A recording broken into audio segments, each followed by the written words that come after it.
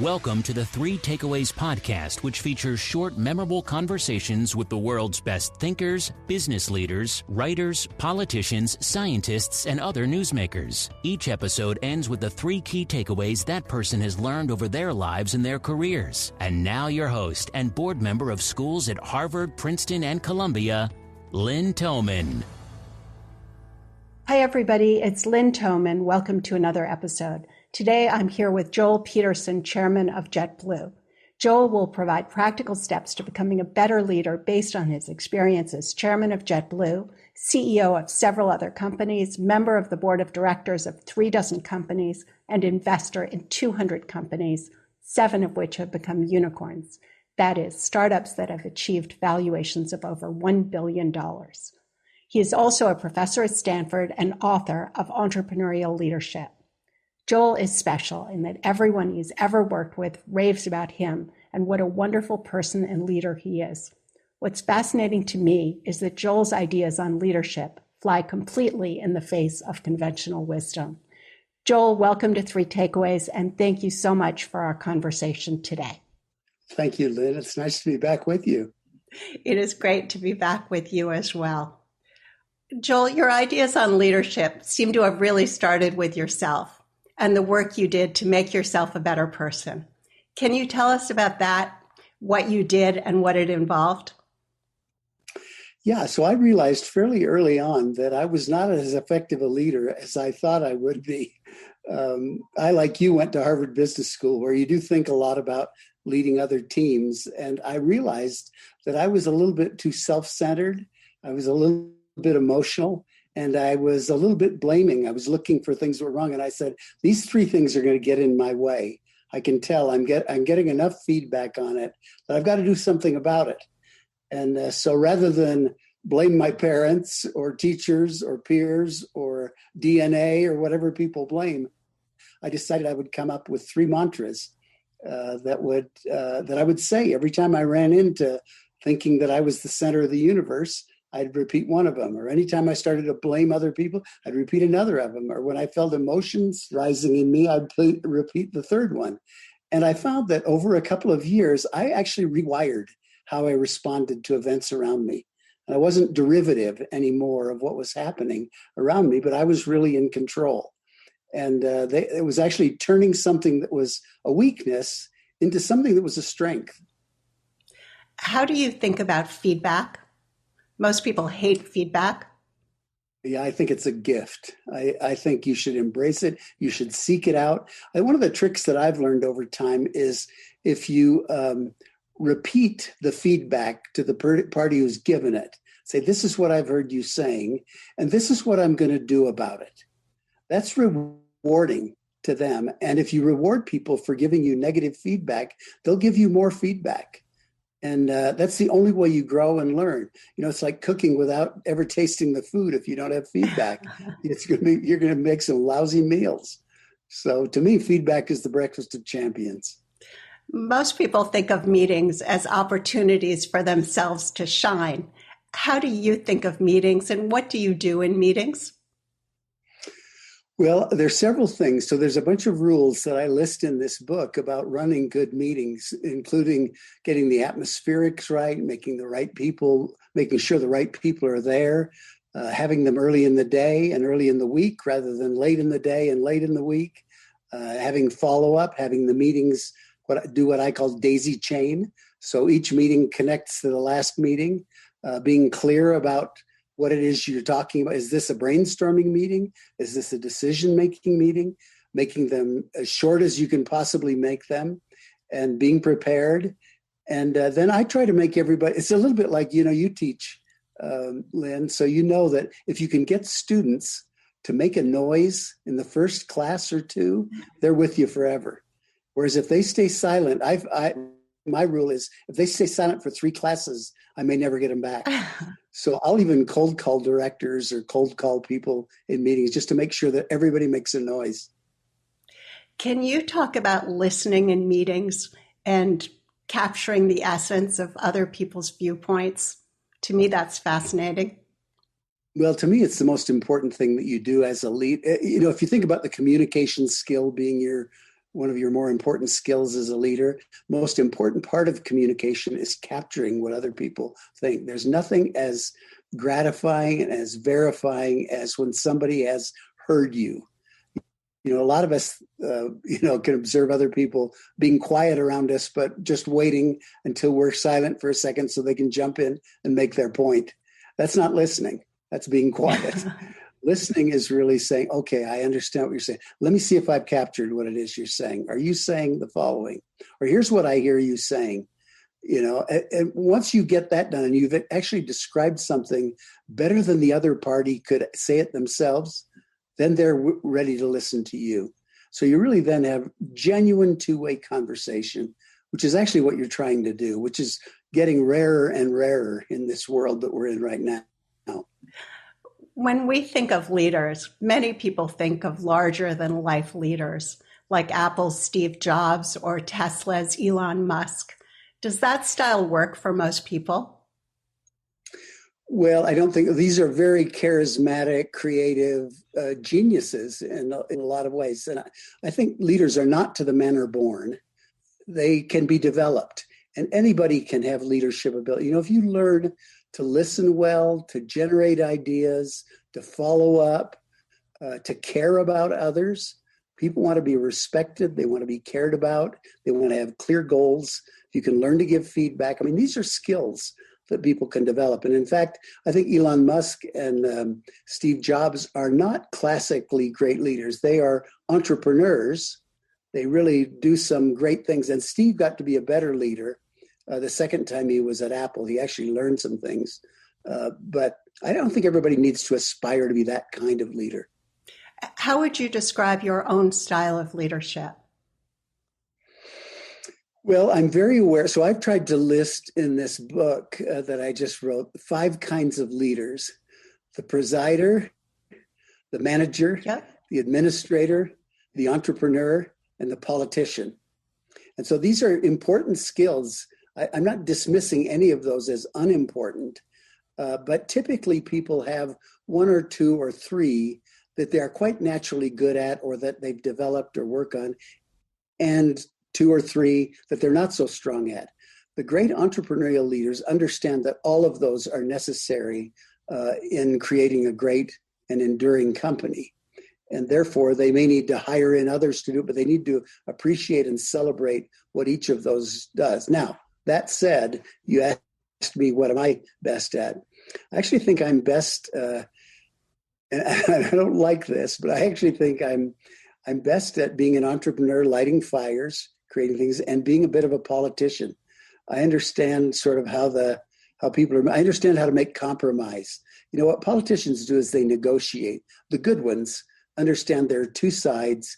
They have to come to compromise. They have to give a little to get a little.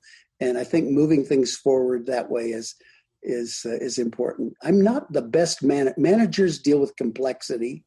Administrators deal with policy. Often, if you think about agency heads, they're really good at understanding that. And presiders, I'm probably okay as a presider. Presiders give speeches, kiss babies, keep the institution going, celebrate the values, make sure everybody knows this is still what we believe, this is still what we're about. But you need all 5 of those. And I think those are probably the 3 I do well and the 2 I don't do so well. Can you describe a bit more what you call entrepreneurial leaders and why we need them so much now? Yeah, the entrepreneurial leader I define as the person who can create an enduring enterprise. So it goes beyond taking an idea to product or service to profitable company, to creating an enterprise that can be run by others, that is enduring, that is durable. And that's the kind of leader that many entrepreneurs really aren't. Many entrepreneurs stumble after lighting fires and getting things going. They run into what's called the founder's trap and are unable to take it beyond that. So the entrepreneurial leader really understands there are all 5 of these elements that are required and really knits them all together. And I think that's the kind of leadership we need. We need institutions to be preserved, particularly in this time. We're going to need, post-COVID, a lot of leaders who've been almost pure presiders to be thinking entrepreneurially, They're going to have to reimagine their businesses. So I think we're coming out of a crisis in a way that's really going to demand entrepreneurial leaders.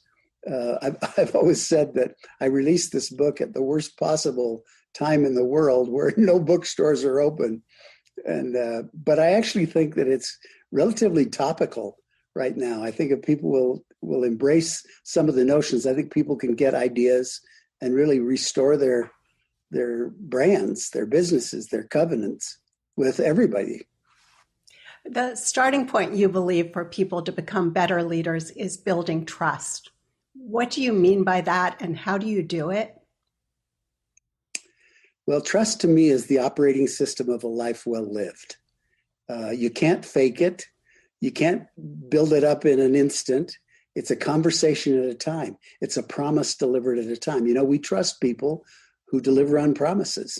That's really how you build trust, and that takes time. So to me, it starts out with the trustworthiness of the leader, and that means understanding your values and delivering on promises, and then it has to radiate from that to the enterprise, so it becomes a cultural value.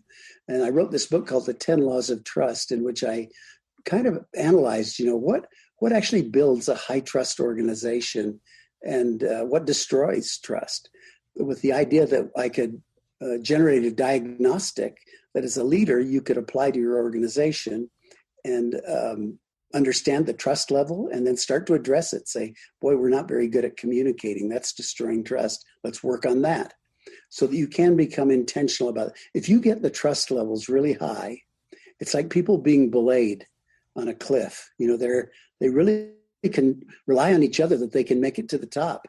Whereas if there's no trust, oh my gosh, people flee. They let go of the ropes and it's a mess, and you're in politics full time. The second step to becoming a great leader in your book, you say, is setting a mission. Can you explain that? And can you give an example? I love your example of President Kennedy and the NASA janitor. Yeah, so that is the notion of raising the sights of everyone. That where he asked the janitor what he was doing, and he said, "I'm helping to put a man on the moon." So he had a real vision that he was doing something that's important. I'm part of something. People want to be respected members of a winning team doing something meaningful. And so what you're trying to do is create meaning. Mission creates meaning. And these mission statements that are delivered from the corner office don't do that. It doesn't matter how nicely they're framed or how many boardroom walls they're hung upon. They will create cynicism. People have to own the mission. And if they do own the mission, you don't have to motivate them. It's their mission. And so the best way I've found to do that is give people the challenge of coming up with the 5 words they would like their brand to be known for, and then debating it, wordsmithing it, working their way through it until everybody says, okay, I have a line of sight from my job to the peak, to the summit. I know what we're trying to climb. Here's what I do, and here's how we're all going to get there. Then it's motivating. And so I think mission is not mission statement, but it's critical.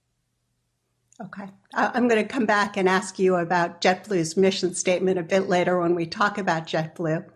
But right now, you say in your book, when we evaluate leaders, we tend to focus on the substantive decisions on strategy and big product bets. But you believe that character matters too, not only what a leader does, but how he or she does it. Can you tell us about character and the 5 character traits that you believe are most important to inspire others and create change, starting with likable? Being likable is certainly not taught at business schools. Why do you feel it's the number 1 character trait? Well, in fact, in some cases and in some industries, almost the opposite is true. In some of the tech industries, it's the sharper the elbows and the more abusive you are of others that seems to get people ahead.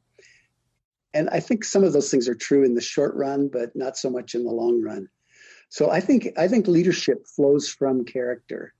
And many times you don't know it until you're in a turnaround, until you're in a crisis.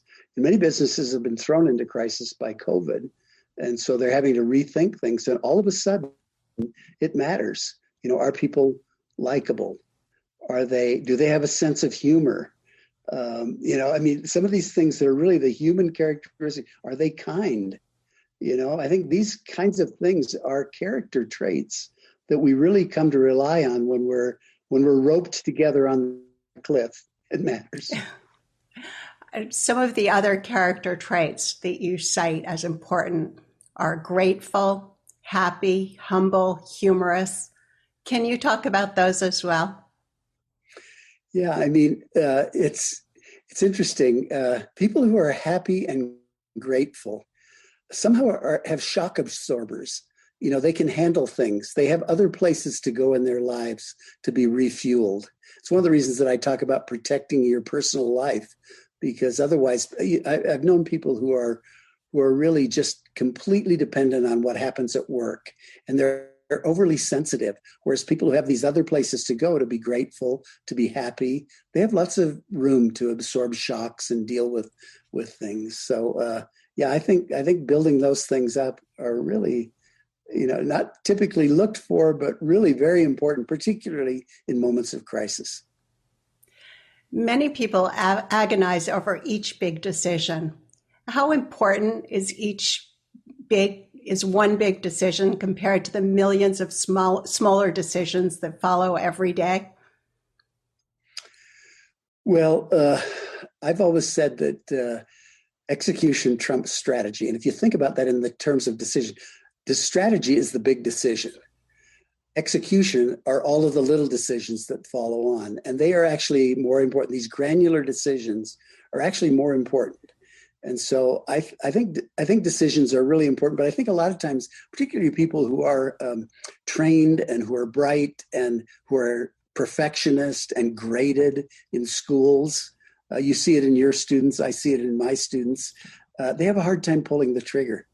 It's just, they always need more information. In many cases that I teach, I say, okay, so what are you going to do? Well, I'm going to go get some more information. Okay, now you got more information. Now what do you do? Well, I need to get more information. It's always, I need to get more information. And ultimately I say, you've just made a decision.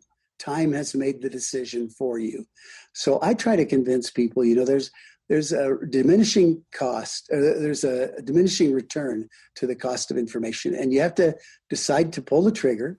And if it doesn't work, most things you can fix. You can go in by making a bunch of small decisions, you can alter the course. And so I think making decisions under conditions of uncertainty is one of the things that great leaders do. They pull the trigger, they move forward, and then they have the humility to go back and say, okay, this one we could do better on. Let's do the following. So let's turn to JetBlue now. How do you create the culture at JetBlue? And how would you describe that culture to start with? So I would say it's a caring, passionate, fun, loving culture that really cares a lot about our customers and about each other. Now, I think you can kind of select for that on the front end.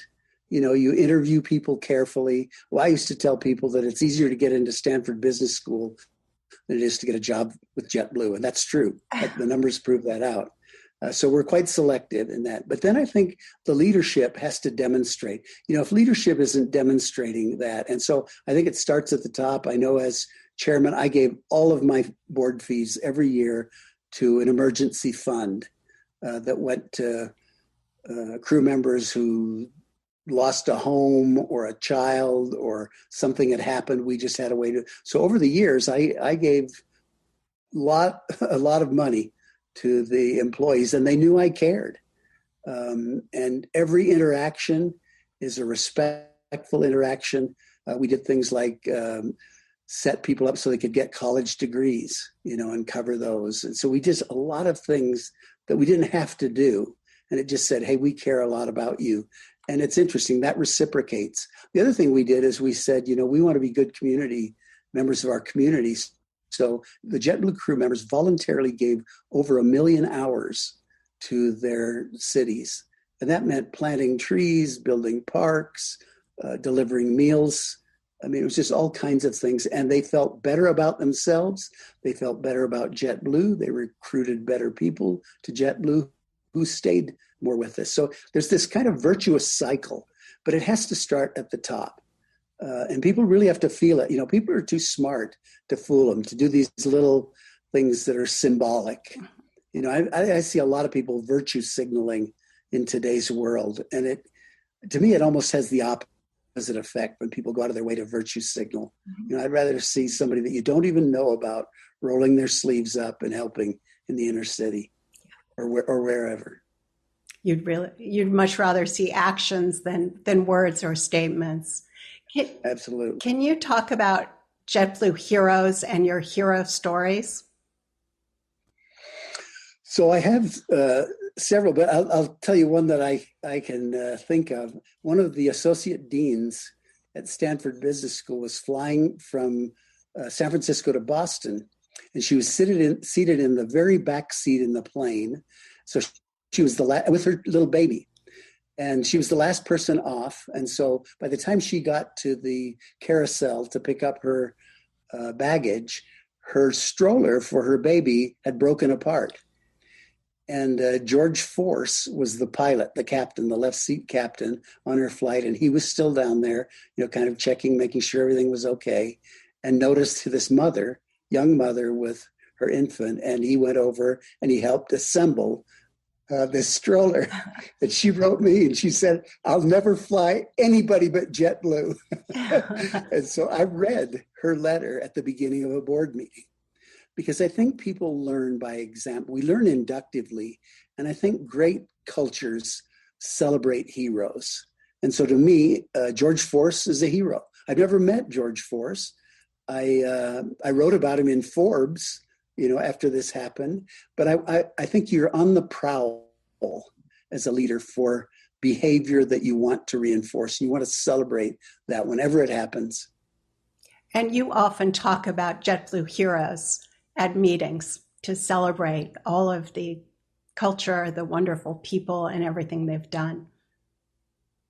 Absolutely. Yeah. It's fun too. It's way more fun to live that way than barking at people. How do you lead and communicate in a time of COVID when in-person meetings are limited or not possible? Well, it's certainly a challenge, isn't it? I know if you've taught over online, it's not the same experience. Human beings like to be together. We're social animals. We read body language. It's better than I thought it would be. I will say that much. But you have to hold the meetings. I think in this book, The $1 Trillion Coach, that you and I were talking about, Bill Campbell would always take a minute or two at the beginning of every meeting to ask people about themselves, about their lives, about the recent soccer game, about something like that. And people initially were sort of put off by saying, why is this guy wasting time on this? And yet what that did is that connects people. And so I think even that can be done online. When I was teaching this last quarter, what I did was just hold lunches with 6 to 8 students and just for an hour get to meet them and talk one-on-one, which you couldn't do in a class with 60 or 70 people. So I think you have to break it down. It takes a little more energy, but it's worth it. I think that's one of the reasons you're one of Stanford's beloved professors. Can you talk about JetBlue's strategy to get through this difficult time with COVID? Yeah, so I always say that job one is survival. And survival is typically an issue of cash, having the liquidity. If you're out of cash, you're out of business. And so there are ways to preserve cash. Number one, you can arrange to have more cash by debt. You can defer capital expenditures. You can cut operating expenses. But you have to be really clear and you have to communicate, but you have to do that. So that's job one. Job two, I think, is that you have to really think about all of your constituents and think about what is your covenant with them. You may have to reimagine your business. You may have to extend your covenant. For us, our number one value at JetBlue is safety. And so as we were thinking about that moving forward, the safety category expands to health. And so we had to really think through, well, how do we make sure that people feel and know that it's safe getting onto a plane. Well, that means sanitizing the plane. It means taking temperatures. It means wearing masks. It means blocking the middle seat. It means all these kinds of things that people would say, okay, it is safe to travel again, but we have to think that through and reestablish that. So I think that's the thing. And then the third one to me is this kind of vague thing about communicating kindness and thoughtfulness. I actually think that kindness is an underrated element of leadership, and particularly in times of crisis. People will never forget how they felt when they were afraid. And so people are stressed out right now. And so I think taking an extra second to just be kind. There's this fellow that, I don't know if you've heard about Rabbi Abraham Heschel, but he said, when I was young, I used to admire clever people. And now that I'm old, I admire kind people. And maybe it is that I'm just getting old, but I actually think it's a really powerful way to communicate. Even when you're having to do really hard things, you may have to let people go. You have to make hard decisions, and you have to make them, and you have to do them, but you can do them thoughtfully, clearly, generously, and kindly. We said earlier that we would circle back to JetBlue's mission statement. Can you tell us what the mission statement is? So I can tell you what it started out to be and what is just variations on it. I think they've come up with a clever one that is about the same thing, but it was when David Neeleman started, he wanted to bring humanity back to air travel. And I think it's something like now humanity on the ground and in the air, something like that, serving humanity on the ground and in the air. But it's this idea of humanity, which captures a lot of these things about serving people, delighting people, being kind to people, treating them as our guests, and just creating an experience that's great for everybody who ever touches the brand. Before we come to your 3 key takeaways, is there anything else you'd like to discuss that you haven't already touched upon? You're such a great interviewer, Lynn. You cover ground that I wouldn't know how to cover. And I told you when we first started this, I'll go wherever you take me. Well, I'm fine. Thank you, Joel. There's so much that I could ask you about. It's very hard to limit the questions. So what are your 3 key takeaways that you've learned over your life and career? I've been thinking about this since you posed this question because, I knew you were going to ask me and I wanted to be thoughtful. And I realize I've written 2 books and I'm getting ready to write a 3rd. So I think these must be my takeaways. And the first one was about trust. The nature of trust, its fragility, its power, how you can be intentional about it. I think people who are deeply trusted are really in a place to change the world. And so to me, that's my number 1 takeaway. The second book I wrote about was this one on entrepreneurial leadership. And I think it's the notion of really being an intentionally trying to build something enduring through teams. I'm a huge believer in teams. I think business is a team sport. And I think it really ennobles the lives of other human beings to make them a member of a great team. So the whole idea of entrepreneurial leadership and the fact that we need more entrepreneurial leaders who have this skill set is probably my second big idea. And my third one that I'm actually just working on it right now. I'm calling it Moments of Truth. And it's really this notion that we get to choose the optic through which we view things. We get to pick the lens.